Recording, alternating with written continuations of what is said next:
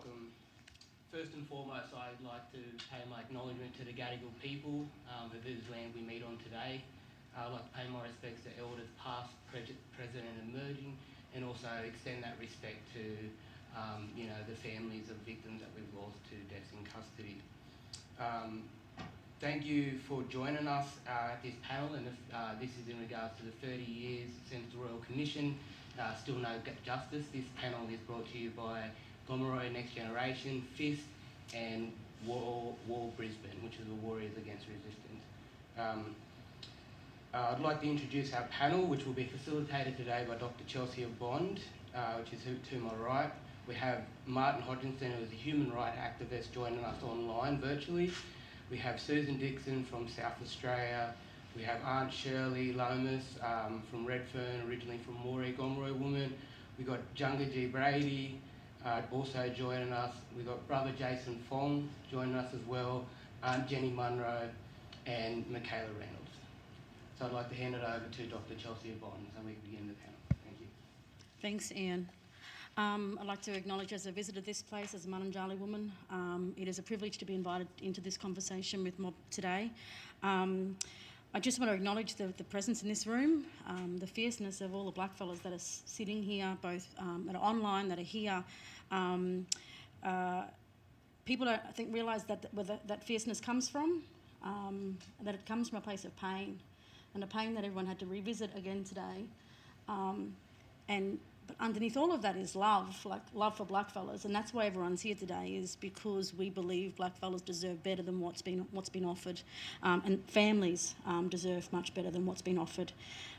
So I just want to be conscious that this conversation we're having today is coming from a place of love, and I really just want to thank the panellists for your generosity of love and spirit in the fight that extends beyond today, and beyond 30 years ago. So we're very grateful to that. You're sharing your time, because I know that a lot of people are already tired right now from today, and particularly what happened here in New South Wales in Parliament this morning with recommendations that haven't actually done anything about racial violence. So I just want to acknowledge the labour that's being exhausted here as well. The purpose of today is to look back, to remind people where this has come from, because some people don't know about what happened 30 years ago and beyond. It's to look at this process of commissions and inquiries and what it does to blackfellas, but also then to look forward, because one thing I've heard at all of the rallies across the country has been the frustration at marching with grandparents and now marching with grandchildren. So I hope that we get to today is a conversation with what needs to happen and how we move forward, so that we're not sitting here in another 30 years' time having the same kind of conversation. I was wondering if it's possible if we could start and open up the yarn today with Aunty Jenny to take us back to 30 years ago, before when the Royal Commission was called, what the movement was like then, what blackfellas were asking for.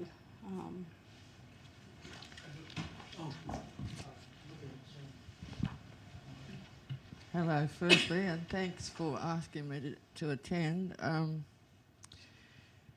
30 years ago, remember we had the bicentenary in '88, so in New South Wales in particular, there was a great, I think we called it at the time a renaissance of our peoples, politically, socially, culturally. The politics really had been stepping up since the embassy was established in '72 in Canberra. There were several political issues that took certainly national significance over those years. The build-up to '88, the land rights legislations in the Territory in '76, the racial discrimination in '76, '83, the New South Wales land rights legislation. There were a lot of issues, but I think the difference now is that we had numbers. There were Aboriginal supporters in their thousands that turned up to demonstrations. You see the numbers in Melbourne now, which I think is the pinnacle. 30 years ago we were getting those numbers in Sydney and more. Remember we had the bicentenary the year before. 88 and 90. I had 2 children in those years, so I was particularly busy. I was also the CEO of the, once they'd established the Royal Commission of the NAILS body, the National Aboriginal Islander Legal Services Secretariat. We had field officers that covered the whole of the country. We did a national interviews with every Aboriginal prisoner in the colony at the time. These were very important, I think, research papers and particular angles that we took that were eventually included in some of the Royal Commission recommendations, like the self-determination and the sovereignty recommendations, which basically haven't seen the light of day since the report was written back then in 92, 93. So the players, I think, are really what we need to turn our attention to. The players that were around in 91 that are still here giving the government advice today, which is not much different from what that was back then. It was basically a deflection away from the real issues. Those people have been well paid for by the government in the 30 years since then. They're still on the government tit, and they get a lot of money to betray our people on an annual basis. So remember those people that were around then and played a part in the Royal Commission, the Ricky Dick recommendations, they're still here today. They still advise government. It doesn't matter whether the government's Labor or Liberal, those advisors, black advisors to the government, stay the same and have stayed the same for that 30-year period. So we've seen a political directive from both, a bipartisan directive from both parties that says that these issues would not be addressed from 88 onwards, from the Royal Commission recommendations when they were finally handed down. That's why they spent, remember, the $10 million over 10 years for the swanky walk across the bridge in 2001. Not much other money was spent. There used to be, I mean, they destroyed forests really in the early years with the reports and the replies and the comebacks with the information, but they never, ever, ever did anything that was substantial for Aboriginal people in changing the embedded nature of the racism and how it assaults us in jails and on the streets every day of our lives. Today in Parliament, David Shoebridge talked about the recommendations that they've offered that some 30 years on, which includes the first recommendation is to implement the existing recommendations yet again. But he had this whole story about hope and goodwill. And I'm curious about what was the sentiment 30 years ago when the recommendations were handed down from mob? Was there a sense of this idea of hope and goodwill, or what was... From a particular section of the Aboriginal community that get paid to feel good. Hey. You know, we had reconciliation was what we called it, and remember the person that was named the father of reconciliation, that was a black actor too, remember? So these things are deliberately planned and conspired by government 10, 20, 30 years in advance of when they actually happen on the ground. The fact that we had the numbers in Sydney in the 88 and early 90s meant that they couldn't ram that conservative black agenda down our throats, so they came at it from the back with the players that are still there today. The other thing that was talked about today as some sort of milestone of success was this kind of middle ground politics, that the recommendations were something that everyone would agree to. And I just wonder about the current political environment in terms of black politics and where you see things sitting in terms of if things become more conservative in black communities, and how do we change that in terms of mobilising blackfellas again? Well, I don't know, other than the fact that our radical compatriots seem to live hard and die young. Seems to be the problem with our people. The Conservatives live well and live to be old. So they're still around. They still manipulate the government. They're still paid by government for that manipulation. So, you know, there were outrages when we had some of those deaths in custody. They were certainly, you know, they're crimes against humanity. They've been happening in this country for 250 years, and this government won't and can't deal with it because it has to deal with itself. Susan, I know you're familiar with the commission process, having to go through it yourself, your family to go through it. Do you want to talk to us about your experience of the Royal Commission and how, when those recommendations were passed down, how you experienced that as a family member? Part of that was when the Royal Commission was announced and it convened in Adelaide with my brother's death. It was very invasive. So things like we were interviewed as families, all siblings and family members' records were taken, school records, whether we had any interaction with child protection, the criminal justice system. Very, very invasive collection of data. It was very stressful on the family, very disappointing. To actually look 30 years on and then go to Parliament today and hear that someone's died in exactly the same way that my brother died, being, not suspended, being found in any cell, laying on a bed, So it was very hard. The impact, on our family was the ongoing trauma. My mum was very active in those spaces.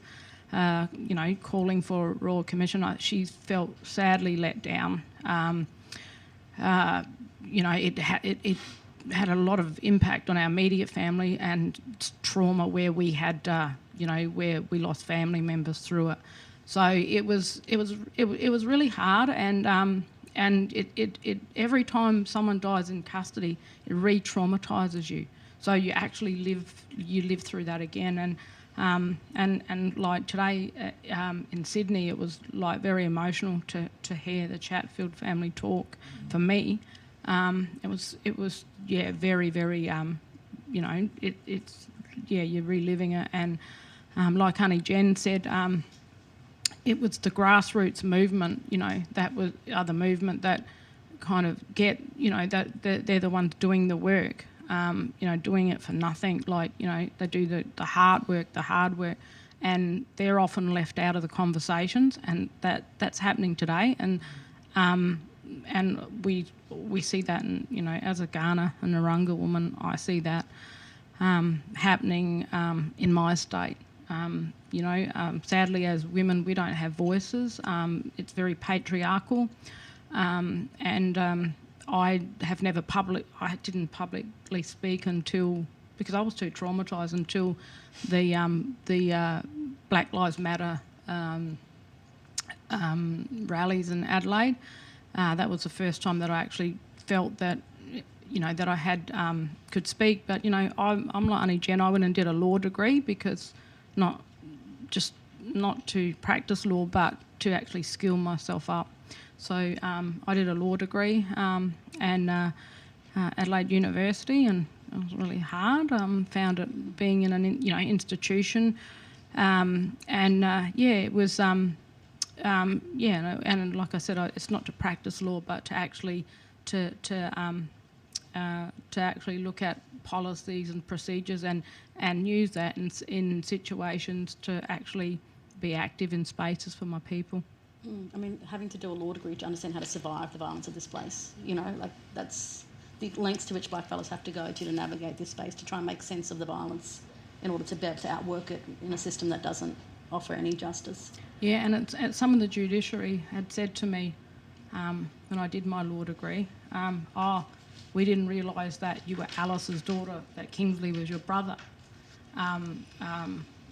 Some of the judiciary actually so some of them did say that to me, and we had a law event, and they didn't realise that, and it's like, because you're kind of just you're moving in silence, doing the work that you need to do for your community.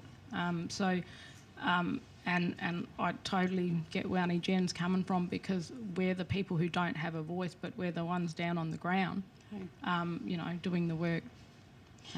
You were talking earlier today, about how you received the recommendations from the Royal Commission. Can you share with us, as a family member who was almost put on trial in that process, what how did the recommendations come down for you, and how did you experience that process? Well, we felt scrutinised as a family, yeah, like we were on trial, and because it was very methodical, going through looking at our family background, and criminologists writing stuff on my brother who was deceased, and I found that really confronting.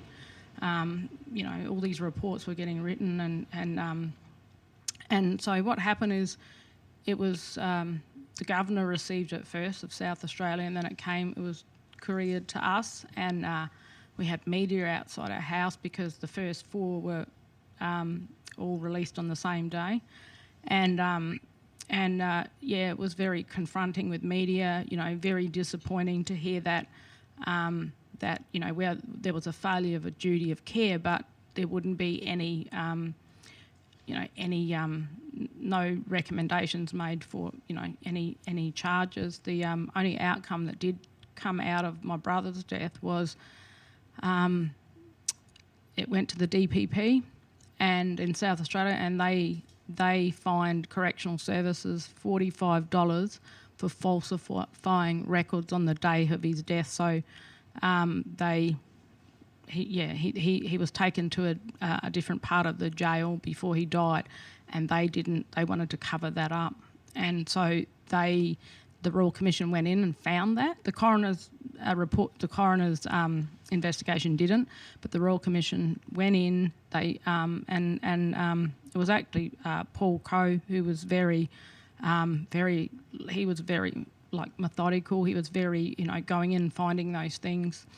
And he found out that that he was taken to a different area just prior to his death, and then and it was covered up, and so that was given to DPP, and they received a $45 fine. $45. Yeah.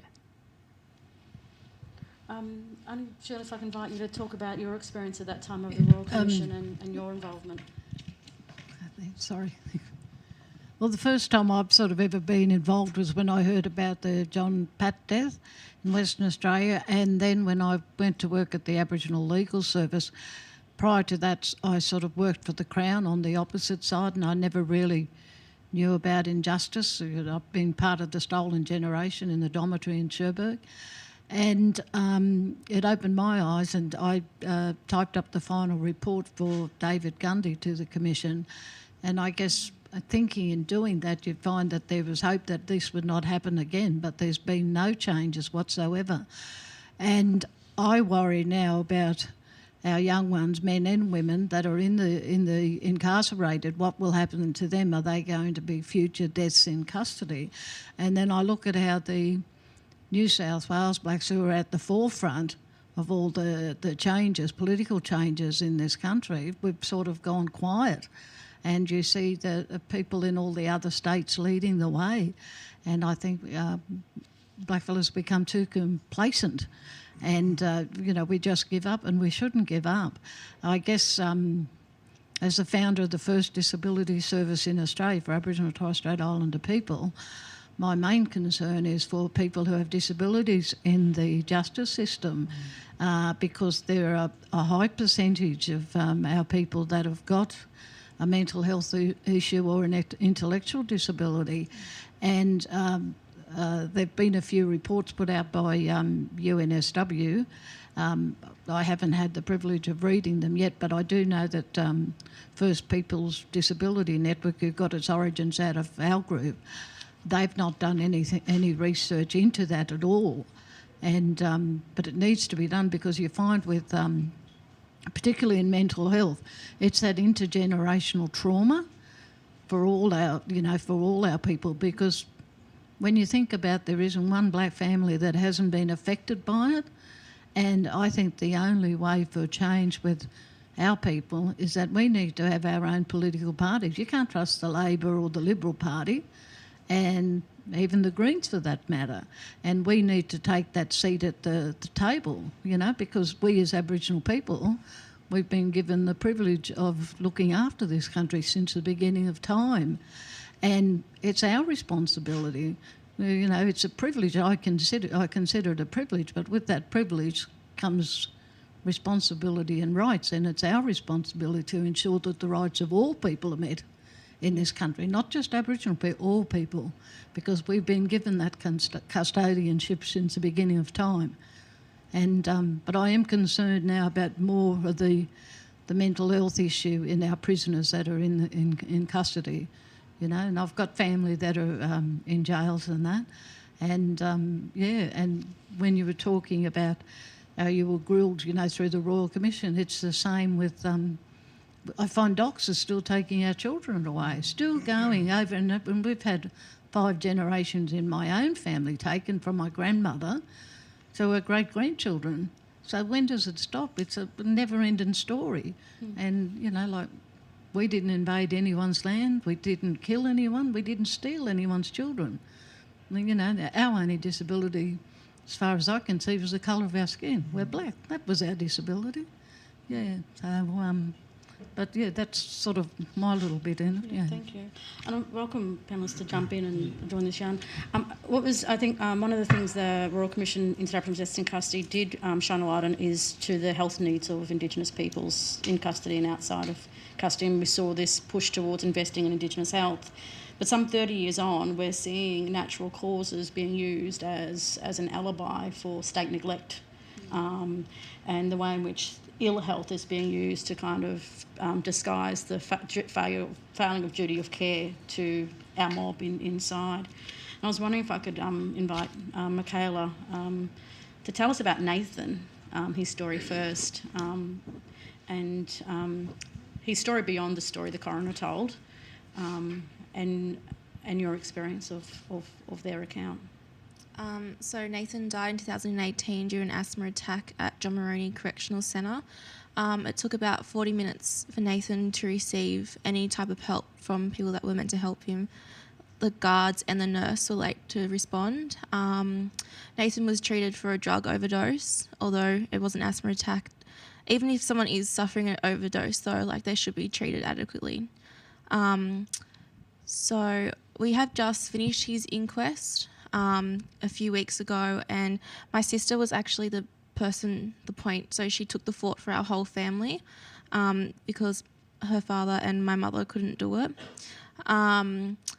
She felt as if she couldn't tell us everything that was going on in the inquest. She didn't want to hurt our feelings, so a lot of stuff she didn't relay on to us when she received the brief of that, and she read it, but she didn't share it with the family.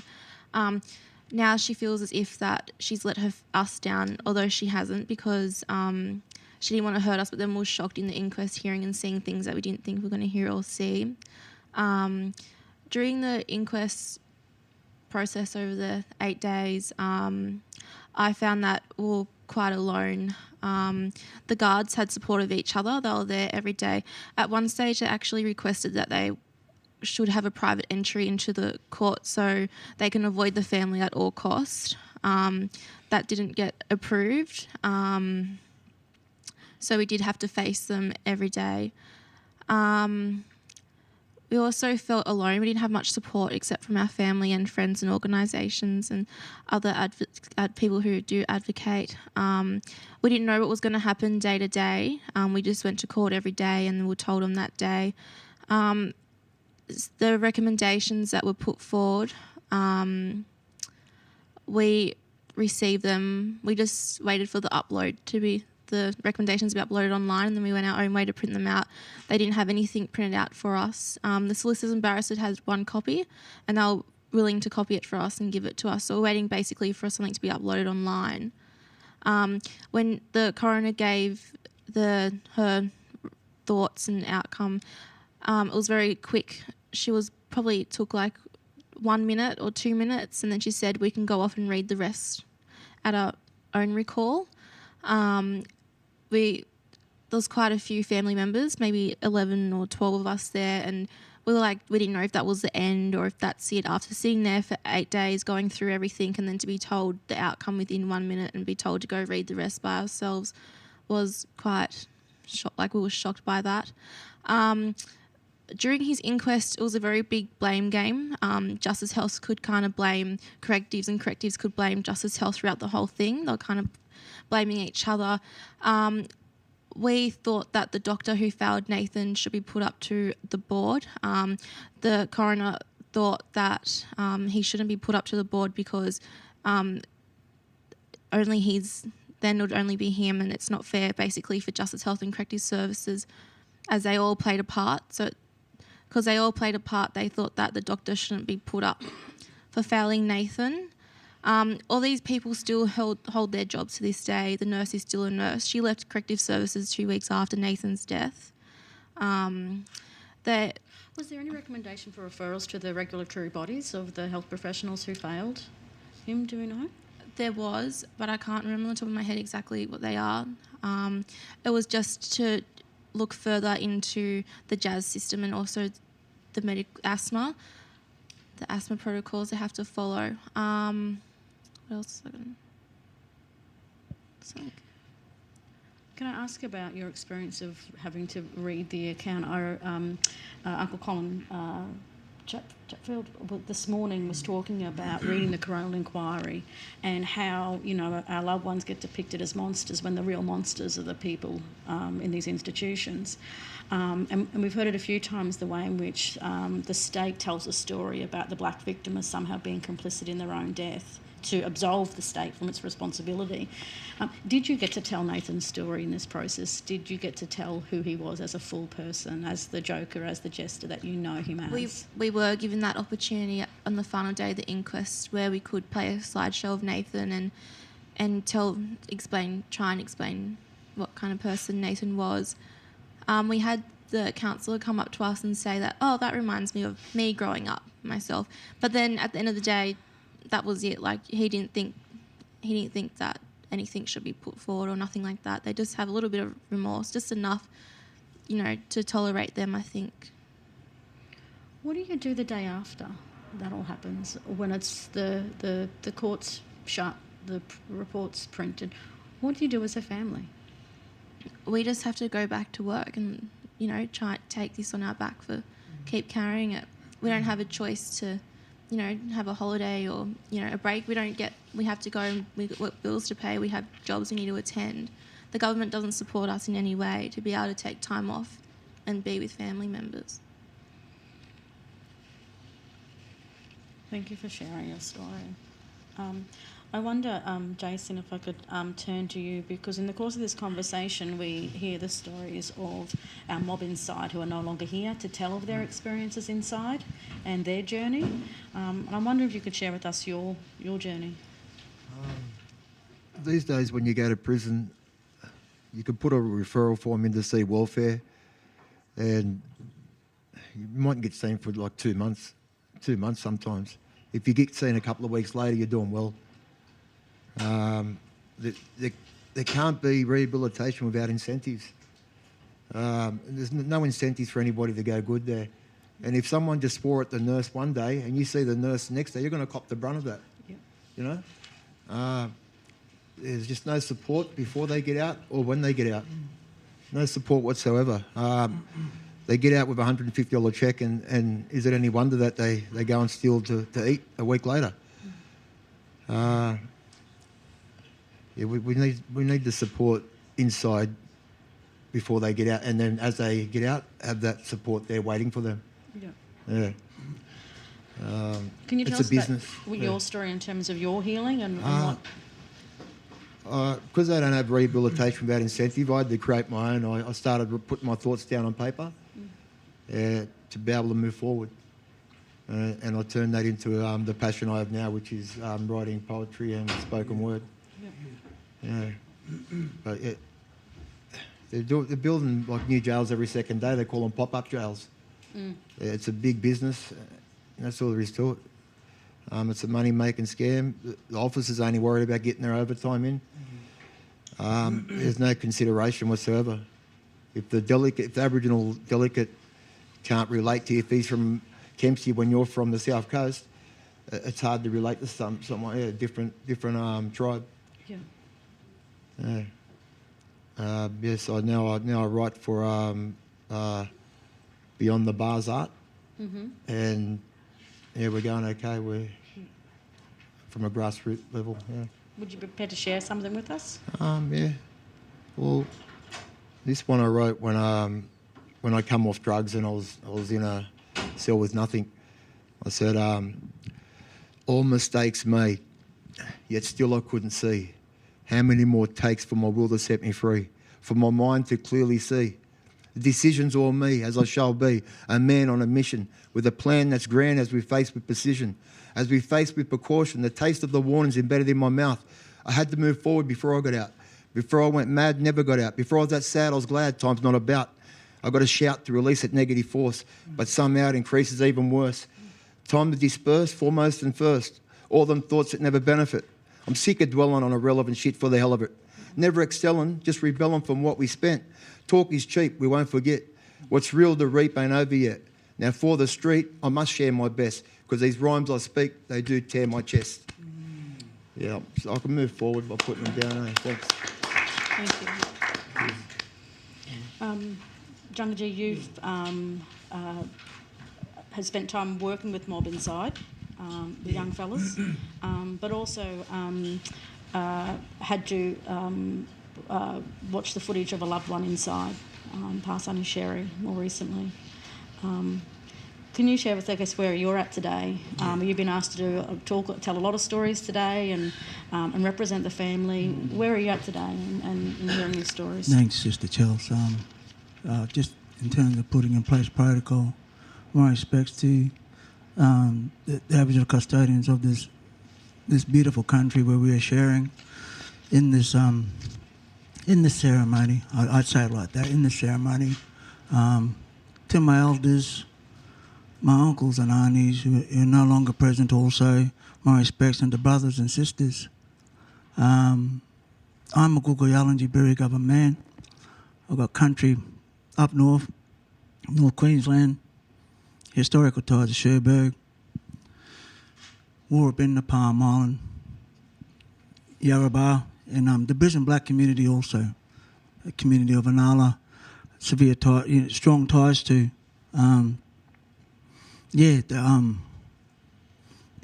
loved ones are alive, in the words that we speak. When we cease speaking of our loved ones, they cease to exist. So I feel it's incumbent on us as the humanised remnants of our loved ones that we have lost to a nefarious system that continues to oppress, to marginalise, to disenfranchise, to disassociate us from our true calling. What is our true calling? What is our identity? And that's something that successively has been passed down in terms of intergenerational traumas. My Aunty Sherry, who's a proud Birri-Gubba, urbanised, strong black cultural woman, had to deal with those, I suppose, intersectionalities. Being a woman, but being a black woman was just as tough. Coming from my nan's time, from my great Nana Kitty Williams from Cherbourg, Idesville area, but just all the just beautiful old women that, it'd be remiss of me to just pay my respects to them for where we are now, because having to carry those traumas, those emotional traumas from womb to tomb,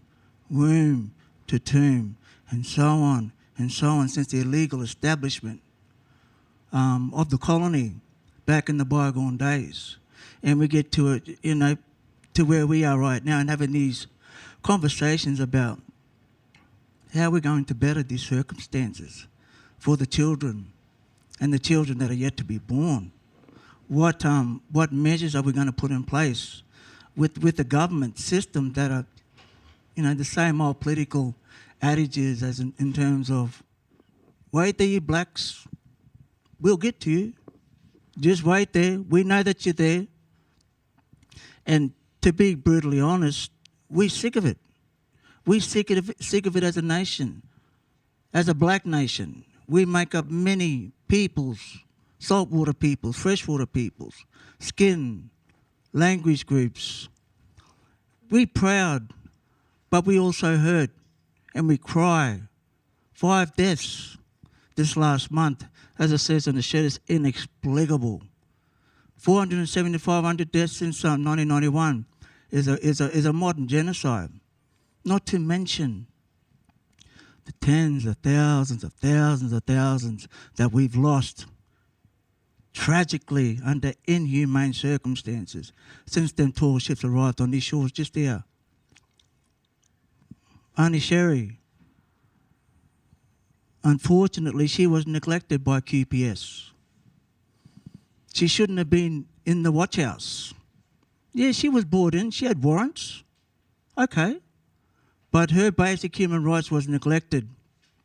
She should have been in a hospital, under guard, but she shouldn't have been there. And the way that she went out, I mean, I can only empathise and just feel, because she's stoic too. She's strong. She's stubborn. But yeah, from what we've heard in terms of the QP6 sixes, and we're in the infancy stages of the coronial inquest, so we're still learning about exactly the undertakings and the causative factors leading up to her death are coming about. So yeah, these are hard times, and as I said, my heart cries for our peoples, for our old people that fought so hard. Grandfather Don Brady, all the beautiful old vanguards we venerate and we honour. I take my murumbo. But yeah, today we're still having these same conversations. What's it going to be down the track with the normalisation of extremism, fascism, racism, bigotry, and these conversations, but also people's perceptions about blackfellas. Mob working on the front line who deal with First Nations people. That they have a duty of care to ensure that the safety of that person is upheld.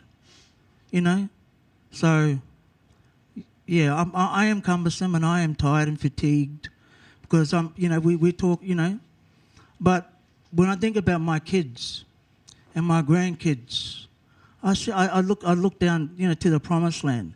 But I understand, as I said up in Brisbane, we've still got to walk through that valley, and the valley is malevolent. It's gratuitous. It's scary. People pulling at you. They got the darkness and stuff, but we have to overcome. And I was taught the longer that you stare in the eyes of the bigoted beast, the stronger you will be. So, yeah, go sister. Thank you. It was, I think it was reported somewhere today that the Prime Minister shed some tears for some soldiers, yet I'm not sure if he's actually agreed to meet with the families who've been petitioning to sit with him, and not for revenge, but for solutions so that it doesn't happen to anyone else again. I'm just wondering, in terms of the various legal, political, intellectual responses here, and this is open to the panel, what will it take for this country to care, to care enough to hold someone accountable for the deaths of our loved ones? Because I'm not sure how you can have change without some kind of accountability to those who have gone. What are people's thoughts in terms of what will it take to get this place to care? And is it a legal one? Is it a political one? What is the strategy here? Just an easy question for you. But I also welcome my we've got a small enough We need our own legal team. We need barristers. We need proper barristers. We've got to stop mucking around with these rookie ones that they're sending out from the universities. We need proper legal barristers and lawyers to help fight our case for human rights. This is bigger than what it is, and that's what people got to understand. It's not just about recommendations of what they're doing, but implementing and making sure that. But what we really need is independent barristers and human rights lawyers to work with us, not these rookies that they're pushing through the ALS. I'm sick of educating them. There is no way is this country going to do justice for the tragedy and the fact of what's happened to Aboriginal people for deaths in custody. It is will never come from this country. I mean, there's recommendations of recommendations from recommendations and recommendations. That's all that ever comes out of it is recommendations. And I've sat here and I've listened to people talk about the hand-picked, I'm not going to swear, but the hand-picked representatives that are employed by government that are a part of the Great Oppression. They're the ones that continually... I mean, in all honesty, if people were sincere, they would have, to be blunt, got off their asses and done something about it. But I hear the words of my brother, Paul Coe, say, the white man is very clever. He has now he has used Aboriginal people to bring down Aboriginal people, you know. So after 250 odd years of oppression, they've certainly used and abused us. But the only way that we're going to get justices or actually take it to another level is to take it to United Nations, to shame this country for what it is. You've got a parliament that's made up of different, you know, the Liberal, the Labor, the Greens, Independents. In all honesty, why?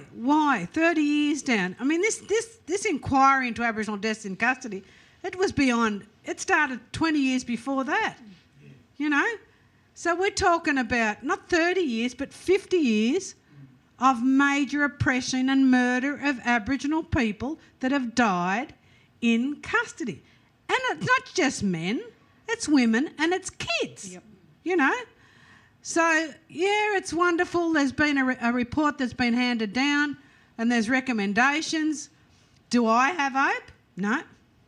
I mean, I heard Shirley talk about, you know, the apathy that's there in the community. You see, here in New South Wales, sadly there are so many fractured factions, it's not funny, because people's egos certainly got in the way of where we should all be. But the fire in the belly went out, you know. And I've got to say that I'm just this side of 70 and I am tired. And I just wish and pray that young ones are going to step up, stand tall, stand proud and grab it by the throat and, to put it bluntly, shake the shit out of it so at least it's going to go to another level where we are not going to live in fear of our grandchildren and great-grandchildren falling victim to becoming a death in custody. Thank you. The cherry picking of the recommendations was a real coup for the government at the time. Remember, we started with the last recommendation and not the first. I mean, if you're going to do anything in a systemic way, you start at the beginning and work your way through all of it. But as most things that happen to us in this country, it was done arse up for particular reasons, you know, and that was to cloud the agenda, cloud the issues, what the important ones are. I mean, the fact that we still live by two laws in this country and the white system will not recognise black law. I mean, these are the things that were taken to the world, you know, 30 years ago when Paul and them first went to Geneva. And they were basically ignored by the world back then too. So, I mean, what we've got to understand is the world don't really care that much either. And if we're going to find a solution, we have to find it ourselves. And the solution is there all the time for us to understand. It comes back to our law, our system. And all the wider community have to do is recognise that there are two laws in this country and we operate under a different system of law and governance that we do. And we still continue, even though they force us every day to try and ignore the fact that we have a dual system. They still have this psychosis about they're the only important people in the world. And that's the basis of it all, this racism, this inherent superiority of one group over another. Well, the silencing of racism today and the release of the report of the review, I think, was most glaring. So on the one hand, at the media conference was a discussion about this review coming off the back of a global Black Lives Matter movement, which was about police violence.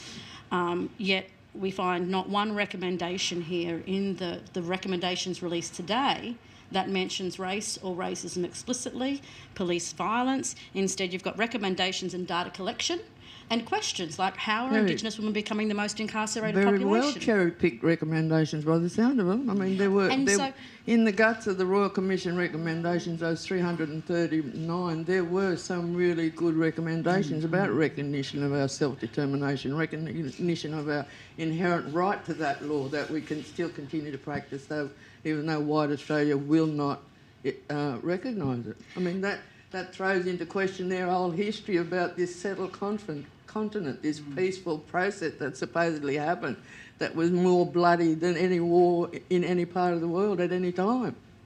And I just know as our contingent walked into Parliament House today with our T-shirts on, I was advised to cover mine because a Black Lives Matter shirt on this day was seen as a protest and a political statement.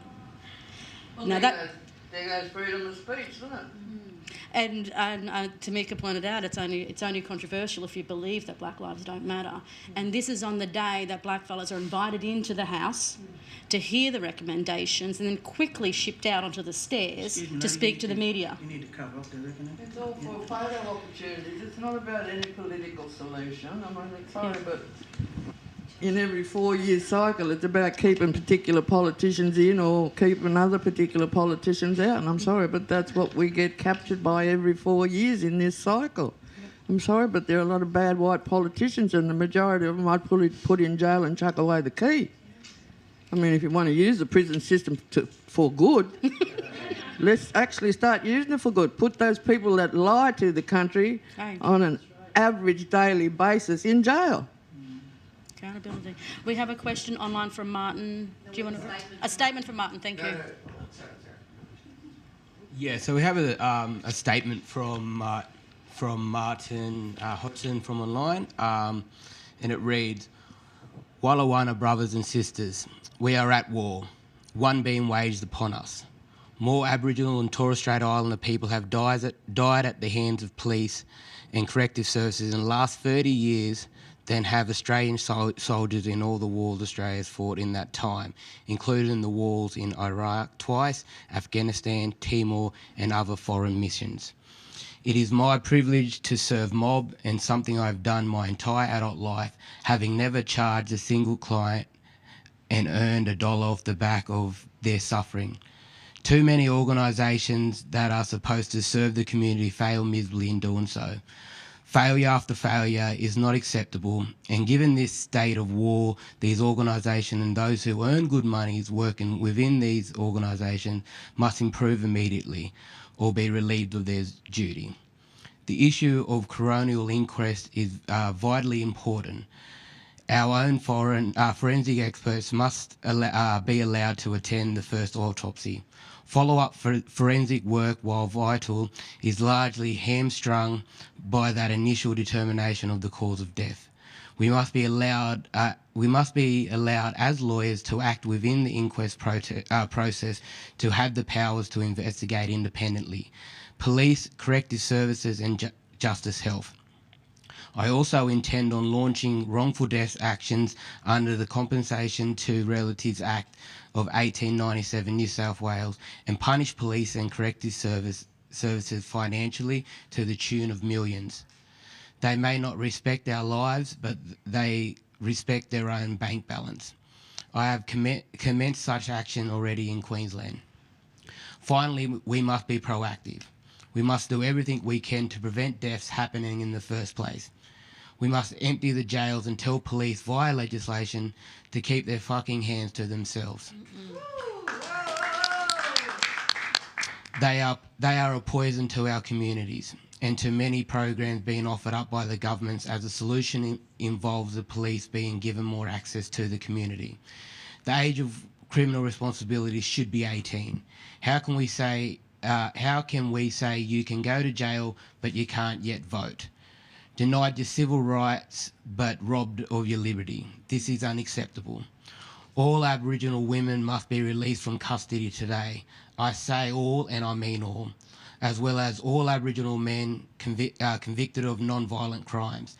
Those convicted of violent crimes must have their case immediately reviewed by an independent panel of Aboriginal experts, not parole boards who deny release as a matter of course. Finally, I am the only living human being to win cases and free prisoners on every continent on the globe. I don't know much, I am ignorant of most, but this is my area and this is what I do.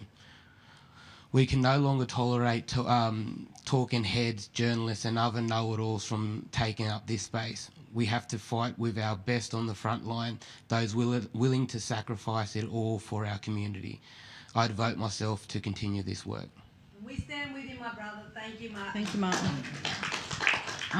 I just want to say, I don't know, I've got hope that with Aboriginal people, and because I'm at the Aboriginal 10 Embassy, and understanding that there's people, non-Indigenous people, that are tired of the way that Aboriginal people are being treated.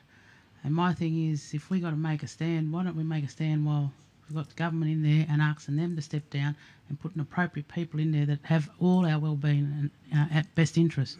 Not Scott Morrison. He's obviously not worried about us. He's not worried about anybody but himself. So, this is my thing, is where we ask people that, someone who specialises in health to be in a health minister, someone who specialises in law to do with law. Not with these people that are just, they're just nominated and they're just, voted. That's not the right way this should be done. I understand, Aunty Anne, I do understand that you think that this might not happen, but if we band together with people from all over the country and other countries, who's to know what could happen? I'm just saying, with hope, that this could happen, because their own people come to the embassy and they continually say they're tired. They just realise because of this COVID that they're tired of being controlled. Can I just say, Down, I ask you, we have Aboriginal people that are elected to Parliament at a federal. We've got none in state. There's no one here in New South Wales that says they're Aboriginal, yeah? But we have how many people that are elected to federal Parliament? We've got one woman that certainly stands on her own, and that's that young Thorpe girl from Victoria, right? She's true to not only the cause, but certainly what her family, her upbringing. The politics of the party that she is a member of, no doubt, are a little bit more liberating than the others. But just let's look at what we've got there at the national level, because we've got nothing here in New South Wales. We have 3, elected by Labor. 2 senators, and then the other one. Yeah? And that, we're talking about the birth of reconciliation, right? But I ask you, Diane, and you're down there, my niece, at the 10 Embassy, how many of them fellas have been over to the Aboriginal 10 Embassy? Not one. So say no more. If you think... Yeah, she's the only one. That's not new. That's been happening for... Hang on. We're talking about 221. We're talking about 220. 2021, 2020, 2000. So, then how... we're not going to get anything out of, anybody in Canberra. If they can't get off their backsides, come across the wherever. Mind you, they wouldn't have to walk because they got plenty of cars down there that can drive them there. Have they ever come and sat down and talked to people there at the 10 Embassy? I mean, bearing in mind that not one of them would be there if it wasn't for the Aboriginal 10 Embassy. I don't recall any of them ever being there getting their backsides kicked and walking on when we all got, copped what we copped there in the early 70s. The only way, and I mean Shirley actually hit on it, is that we need to mobilise and establish our own political party. And there are enough non-Aboriginal people that will walk with us on that journey. So yeah, that actually supports what you are saying. But that's the only way, because sadly, I don't know, as I said, I'm tired of it, and it makes me want to cry. Here we are sitting here today talking about more deaths, and and I've got to say, it just gets more depressing. Thank you. We've got a question? Yep. Yeah, we have a question from Dash online, and the question is, do you think stopping deaths in custody looks like getting rid of the jails and prisons and replacing them with mental health and other community-based methods of justice over punishment? Chaz, you're looking for a revolution, girl. It certainly was being called for in Meanjin. Sister Ruby talked about, where, justice is not about putting them in the same system that's killing us. And so, how do we imagine a system that's not violent? Well, didn't we have one? Well, we did. I mean, that's what I mean about our law.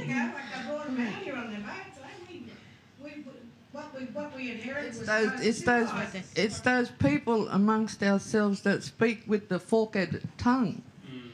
That say one thing and mean another. I mean, like I said, the father of reconciliation, he's been on the tit for 30-odd years and he's been well paid. Now, there's some very, very dubious stories about that man before he became a pet of the government.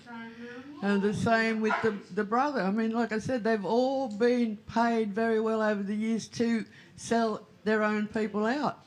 And that's how they do it. They set the divide up all the time. Who's our leaders? They're not my leaders, they never have been. But somebody, somewhere, must say they're a leader because the government keeps on propping them up as leaders. They don't walk the walk of black leaders, and they certainly don't talk the talk of black leaders. They talk the talk of government compromise, and that translates to sellout, betrayal. Can I ask the Labor government, Anthony Albanese put forth a bit of an agenda today, and he talked about justice reinvestment. Do people see justice reinvestment as also a sellout and betrayal in terms of what blackfellas are asking for? Still hasn't been invested. Why are we reinvesting in something that was never invested in the first place? I mean, we have the most institutionally racist system in the world that operates every day in this country, and not an eyelid is battered. Yeah. Not an eyelid. Every time there's a death in custody now, it's so normalised we don't even see it in media reports anymore. It is so normalised by the system. What was interesting today in the story that was told in Parliament was there was a story told about this belief that there was hope and goodwill amongst all the political parties, that these recommendations would somehow could be implemented because of the hope and goodwill amongst the political parties, which was juxtaposed with the story they referred to, the grief and rage of black families who were sitting quietly in the dark listening to the story being told. And so it's interesting, even in the stories they tell, the way in which black victims are somehow framed as the aggressors in a system that's always and only ever been violent to blackfellas.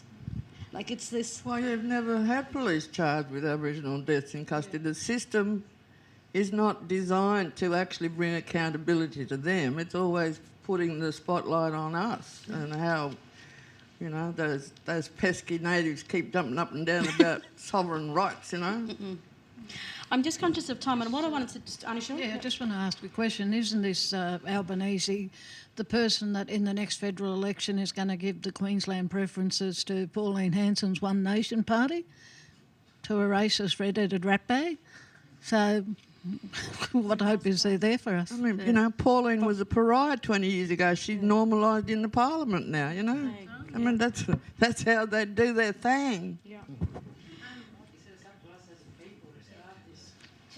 We do have some of the journalists here, and we've got David Shoebridge, and we've got George Newhouse here, National Justice, Talia. You guys, any questions or? I think we're here to listen. Yeah, okay. Particularly solidarity with the struggle to last one. I think, you've seen me in a room, we had a 50 capacity and, I would have really opened it up to everyone. And I suppose, having you guys here today is also about, giving you a grassroots perspective of, where I come from as a lot of this, as you can see, the anger, the anguish here, the hurt here, and the emotion, because I'm tired, these old girls are tired, We picked up that fight. What we would like from the National Justice Project, ATSORS, the legal service, stand with us. Don't fight against us. Same as the Greens. We're setting up our political party. Open the door for us. Our group is called FISTT. Fighting in Solidarity Towards Treaties. It was a name made up by George Coe. We won't go there, but anyway. We are family groups. We are family clans. That fire came out of the embassy in 2012. And we've brought that back, and this is where it's coming to. And we've done this, and FISTT has been, and Warriors of Aboriginal Resistance, and the Brisbane Blacks have been instrumental in making these rallies happen. It never happened from just because the Americanised way. You got to understand that black deaths in this country has been happening since colonisation. We're wanting to work with any you mob, but you've got to come to our table on our terms. So we're asking the National Justice Project, Legal Service, to come with FISTT and help us set up our national body, our state body in New South Wales, and then we call a national one from it, bring all the states and territories together. You've got right across the road, our Parliament House, called the Aboriginal 10 Embassy. You know? It's always well, it's always been there since 1972. Why don't we act together, band together? This is what I'm saying.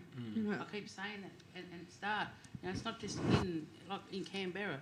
We've got different things happening in different states. I'm wondering, just to carry on the conversation of political strategy, is the ideological imagination and this word called justice. We talk about justice a lot and we protest for it, and I wanted to see if we could go down the panel and if you could share with us from your own position, from where you've come from, what justice looks like on our terms. What does it mean? What does it feel like? Like, what do you imagine justice to be, given it's something that's long been denied us? Susan, do you want to?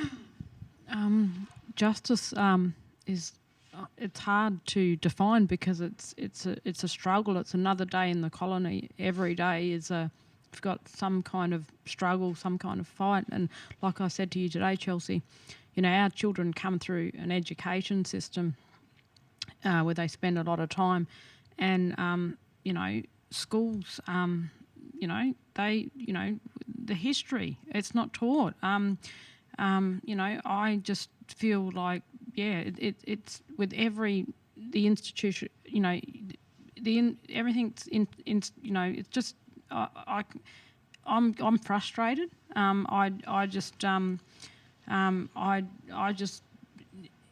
don't see any justice. I'm a bit like Aunty Anne says. You know, like, yeah, where you don't get a voice. You don't get, you know, you get kids to aspire to do things, and if you speak out, or you're seen as a radical, you know, a political radical, doors don't open for you. No doors open for me. Right. That's why we don't have funding from anyone. Let that be known as well. And you know that you talked about the punishment that's been inflicted on yourself and your own family in the course of demanding justice. Yeah, and my family, like, yeah, has, but with South Australia by corrections and police, and the judicial system, you know, like we've sadly my mum passed away 5 years after my brother's death, and from suicide. She got worn down. We lost a few family members, so that there's an ongoing effect of, like Aunty Shirley said, of intergenerational trauma. You know, it's non-Aboriginal people, they can't walk in our shoes, but then you know, Parliament isn't a body of our peers. They are not a body of our peers, but they make laws for us. And when we go to court, they judge us. They're not a body of our peers. Like, when is that ever going to be, you know, brought up? You know, we're just we're on such unequal footing that I don't see any justice, and that's sad. And I have to skill my grandchildren up, who are teenagers now, to record. Like, I have to skill them up to record when they come into contact with police, and that's the kind of skills I have to give them, and that's really sad. Yeah. That's really sad. And you know, my teenage grandkids, they're only just finding out, and with a lot of the, you know, the agenda that's been going on about, they're finding out what's happened in their family, the historical stuff, and you know, and they're becoming active now as teenagers, and they will call stuff out. and that's how I want them to be. So justice is that you have to skill your own families up and your communities, and you've got an obligation. Like we have obligations as Aboriginal people to our communities. That's we have to, and that's justice to me, is that we have to organise our own justice. Thank you. Justice as a resistance. And Shirley? Yeah, justice means to me, in particular with the deaths in custody, that it would be good if the perpetrators of those crimes could be punished. That's what I would like to see. And also in relation to our people, like I find that health, housing, education, other things, these are the basic fundamental rights of any human being, but why should they come at the expense of the loss of our language, culture and law? That shouldn't be. And I guess in relation to children like my son, I call them this country's hidden shame, because like Aboriginal people, they can't vote. So they have no voice. So as David's mum, it's my job to get his voice heard and others like him, and I'll do that till the day that I die. But so this country does have a hidden shame, and I worry that if someone from that particular group becomes part of the justice system, like if one of the guys were to attack another human being, they could get charged, or an AVO could be taken out, but they wouldn't even be able to comprehend that. But there's only one law. It doesn't take into account their disabilities or whatever, and that law is for the white man, not for the black man, or for a profoundly disabled child like my son. Yeah. That one. Yeah.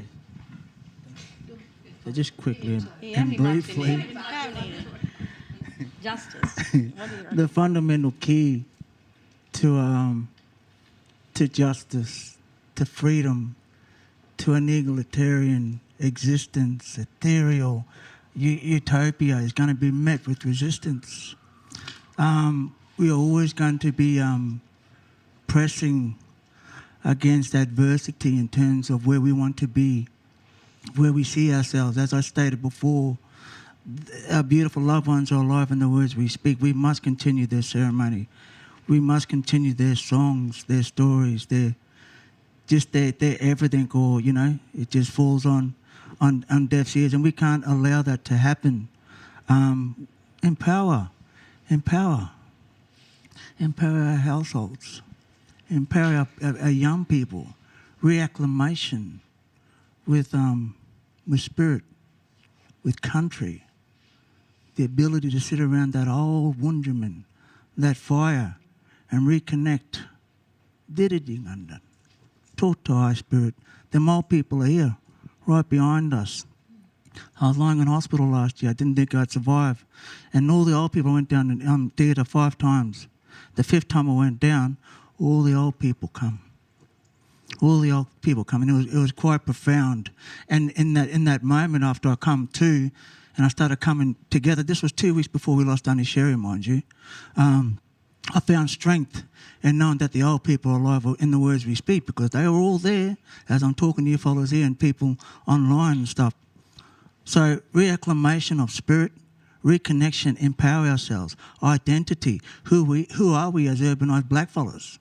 How do we coexist within this system that continues to disenfranchise us to where we want to be as a people that are united? Are we united as a black nation? These are the questions and conversations that we have to have. Freedom is a beautiful narrative, and it sounds lovely, but by golly, we've got a lot of hard work to do.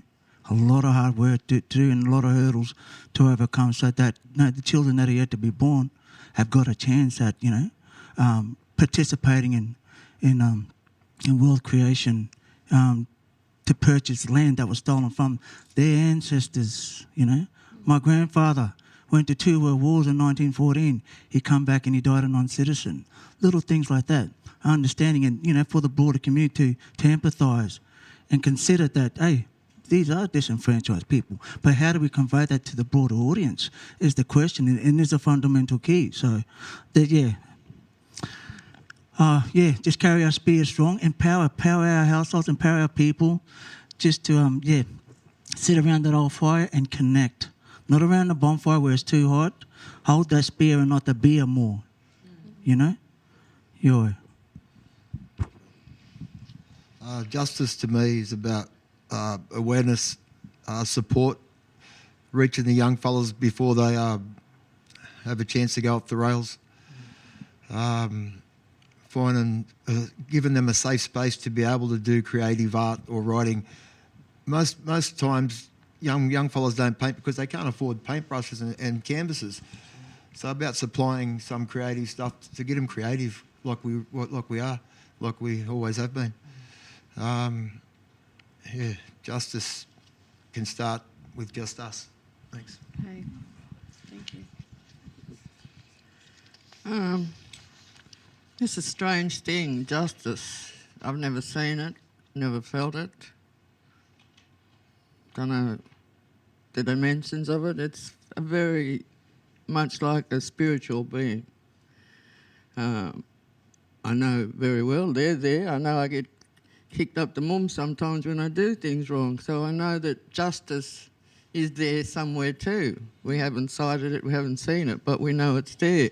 And it has just as strong a force as those spirits that kick you up the behind when you're doing the wrong thing. And it's something that's motivated generations of our people within our own country, this striving for justice, for its own sake, really, not for, well, the true fighters strive for it for its own sake, not for some sort of financial reward that's tied up in a compromised justice situation. So we've had justice compromised for a very long time by our people. And the sad thing for me is that our own people have become, in my father's words, our own worst enemy. We have to fight to decide amongst ourselves who the correct spokespeople are, who are speaking truth all the time, not just parroting it because they've heard someone else say it or it's a popular consensus now, but who have walked a particular line all of their lives, not some of their lives, because that's what eldership is at the end of the day. You're judged by the content of your lifetime experience rather than one good here and maybe a murder over here that's covered up. You know, that's not justice. And we still have yet to see it in this country, justice. Justice for me is employing our mob to build a fleet. Send them back.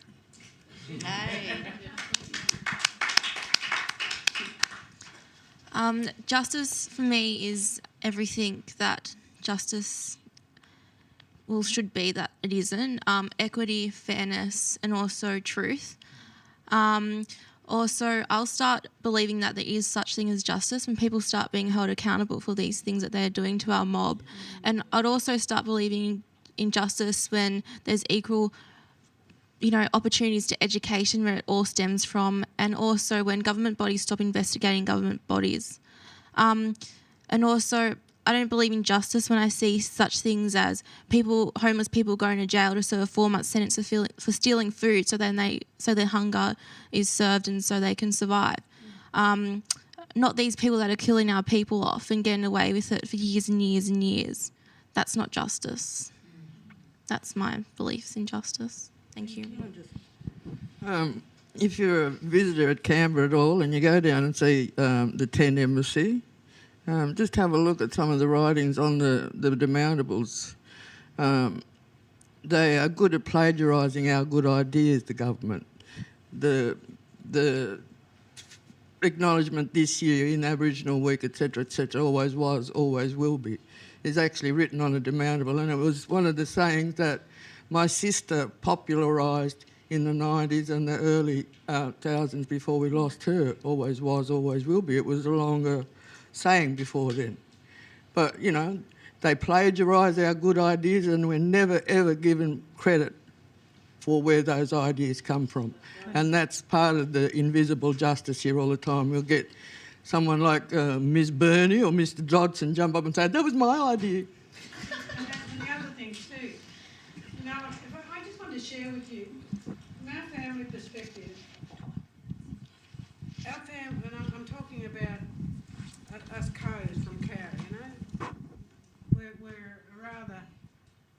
rather proud and staunch, don't like to take a backward step, certainly challenged, irrespective of who you are in the pecking order within our family, because that's, you talk about our elders, our spiritual guiders, our ancestors, they certainly walk with us every day. But I just wanted to share with you, a couple of years ago, he wasn't a death in custody, but he was certainly in and out of custody. He was hounded all his life as a young man because he is our blood. And I don't know if people remember, but he was up home in Kyah and he got out of jail. He had to report to the Gunyans. They used to strip search him down the street. They never gave him any peace. There was a funeral on in Kyah this day. And the police, we call police Gunyans, right?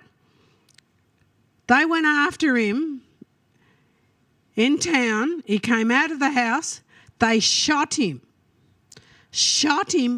in the back. Our young nephew shot him in the back. And as he laid there in the gutter, they handcuffed him. That's right. And no one, there was a husband and a wife police officers that were on duty at the same time. They haven't been charged. That's right. And he is crippled for the rest of his life because of who he is. You know, it is so, as I said, it's sad. We're sitting here and we're waiting for the mighty word that starts with J. You know? But as sure as we are sitting in this room, and there's no doubt people that are here that have got good intent and that have had and I've got to say, it's not easy for you, but let me say this to you, it is even fucking harder for us.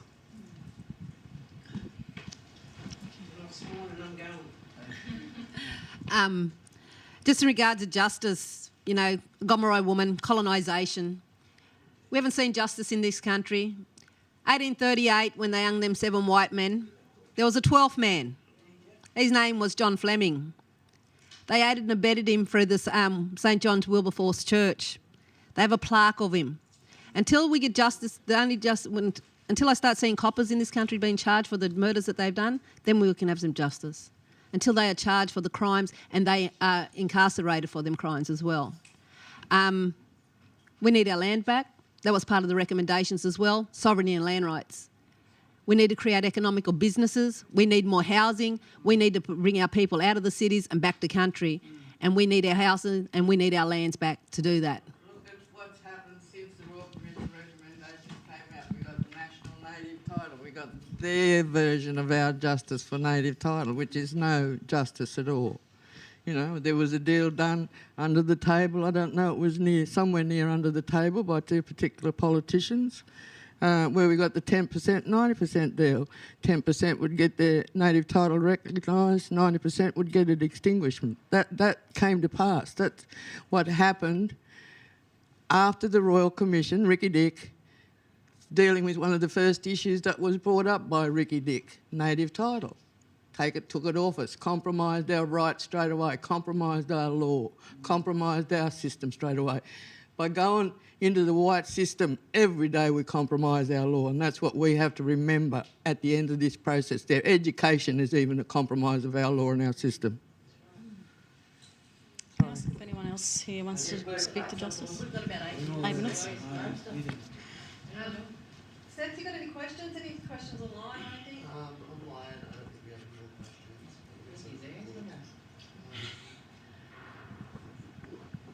So I got one question. Where to from here, people? What are we going to do? Yeah, we've got that exact question. Embassy again. I mean, it was always set out as a place for us to come together and discuss our politics and how to advance Up the hill, and all they did was move the house further up the hill. I'm talking, you know, we don't need black political parties. We need our law recognised, and by that I mean a black parliament. Paint old Parliament House black, take up our positions as black parliamentarians, as black native title land owners, and then we start to dispense our law on our land. And there's power in that, and justice. Yeah, a national call to action in Brisbane in September. We are converging on Canberra as the families and all other supporters, grassroots community activists, and the goodwill of all white followers and other people in between. Come to Canberra. We need to have a discussion. We want to sit with the Prime Minister to discuss, these issues that continue to paralyse and leave us in social leprosy. But September, we call to action with all states and territories, black followers and deadly white followers out there. Come, and yeah, we need to create a big corroboree, a big dance, a big ceremony, and moving forward. Because if we're not united, then we're not going to get anywhere. So please, I implore you all to come up there. And let's do this. We only got one chance at this friggin' dance. Please let everybody know about this action when it's coming. Yeah. And look, the children of Pastor Don Brady, they can lead me anywhere, all right? Oh, next year, sorry. Yeah. Next year at the Embassy, we will celebrate the 50 years of its existence, and I think there will be some very, very high-stakes political agendas being worked through then. And I'd like to ask people to support the Embassy now in the build-up to the 50th. There's certain issues, like I said, paint our Parliament House black and let's call it our Parliament. I don't want to go into a system where our law is immediately recognised as a lesser law than the white system. We're equal, and if you really want to examine it, our law is better than theirs. But that's beside the point. I mean, the Embassy, the lead up to the 50th anniversary, where have we come to in 50 years with a racist government? The future's in our hands. Let's see what we can do to make the changes we need.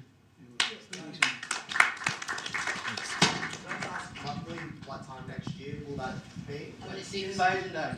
I mean, the week before, we were doing a program for the last few years where we had the 25th of January was the last day of freedom, 26th was Invasion Day, 27th was the first day of resistance. I mean, I'd like to stick to that program in some sort of format.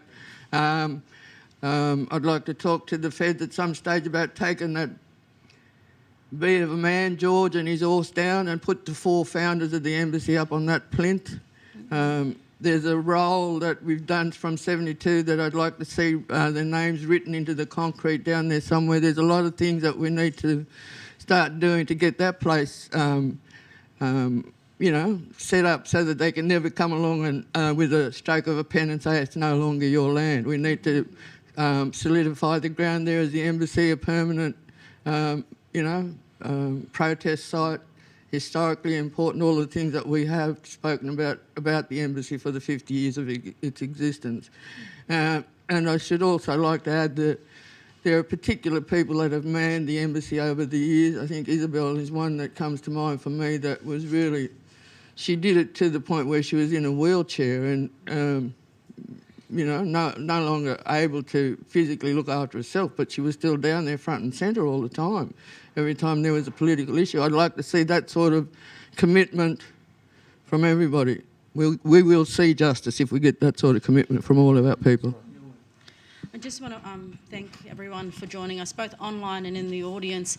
And I guess in finishing on the matter of justice, Cornel West once said, justice is what love looks like in public. I don't have any sense of hope that there's justice in any settler institution that's predicated upon our non-existence. But what justice looks like to me is the people that are sitting here that are fighting every day. And it comes from a place of love for our people. And so I just want to, on behalf of all of us, to say thank you to each of you for giving so generously, so lovingly to our mob.